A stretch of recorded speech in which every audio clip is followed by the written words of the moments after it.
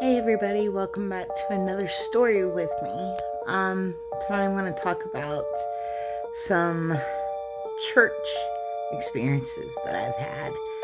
I was raised up at a local church in Covington, Georgia. I'm not going to say names. Um, but I was raised there, from the age of 5 until I was 22, 23. And the church had, when we first moved there, they had raised enough money to build a new sanctuary. So the old sanctuary became youth, like the youth ministry building. They did all our Sunday school stuff and then our youth activities on Wednesday nights there. And so when I was able to go to youth events and stuff of that nature, we all would join and gather into that building. Well, there in the sanctuary used to be a picture of this large picture of Jesus. That scares me. The eyes always scare me.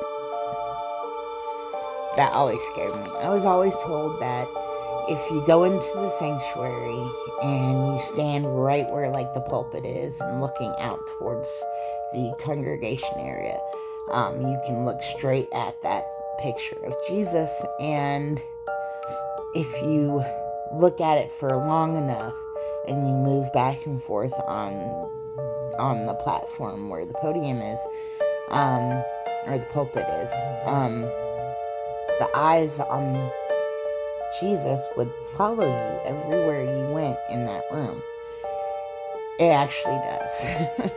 I was dared to do it, thanks to my brother and a bunch of his little buddies. Scared the crap out of me and made me stay in there. They locked the doors so I couldn't get out, and they said, just watch the picture. Follow the picture and its eyes would follow you. So I finally got out because I was a big baby. I was crying and screaming, and I never went in that building by myself ever again. Um, that church has a basement, and that's where like the guys or the boys would have their Sunday school events and stuff like that. And it would hold some of our youth activity things down there as well. Well, there's been a few times that when I was younger, I would help and take things down there and everything. And it was, how dark, dank basements were. It stunk and spooky. And so, anyways, also, I want to let you know that prior to the main street in front of that building was built, the church was there. So when they built the road, they pushed back the church. Well, when they pushed the church back, it pretty much sat directly into the cemetery. So to this day, I don't know if they moved the bodies or if they just put the building on top of bodies, if you get what I'm saying. I don't know. It's always been a thing. Secondly, I had a friend that I grew up with that went to that church as well. And her and her family lived directly right across from that building.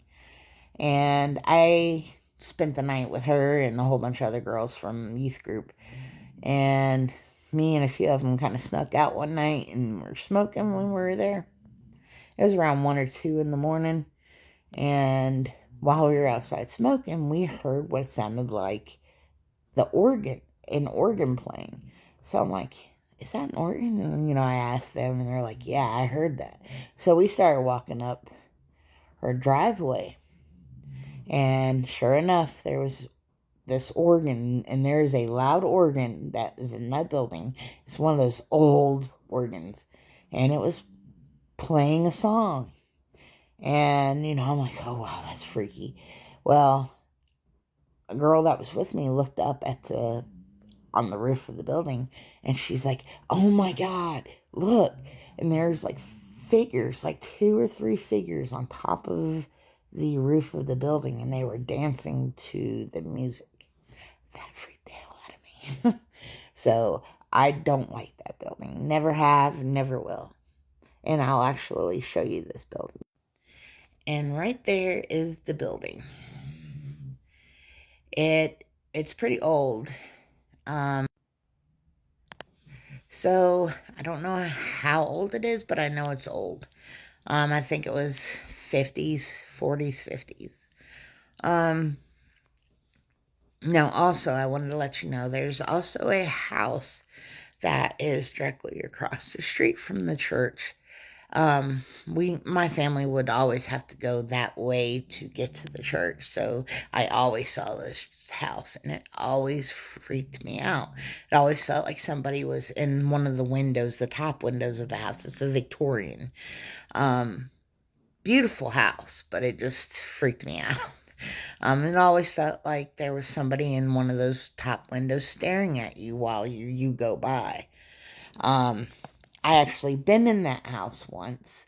My mom homeschooled me and my brother when we were younger, and a bunch of the homeschooled kids went over there because they had a whole bunch of animals there.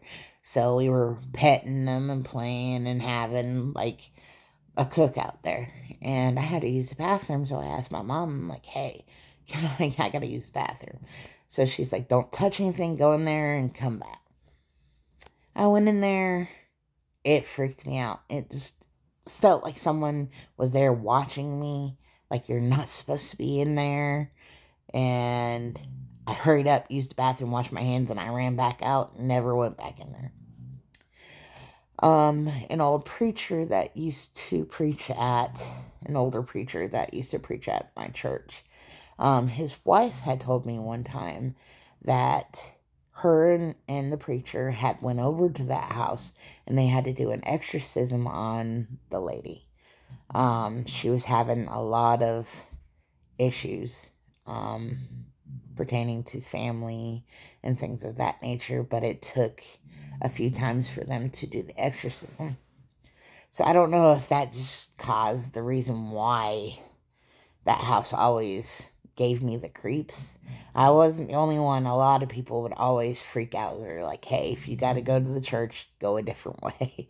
Don't go that way. So thank you so much for letting me tell you that story.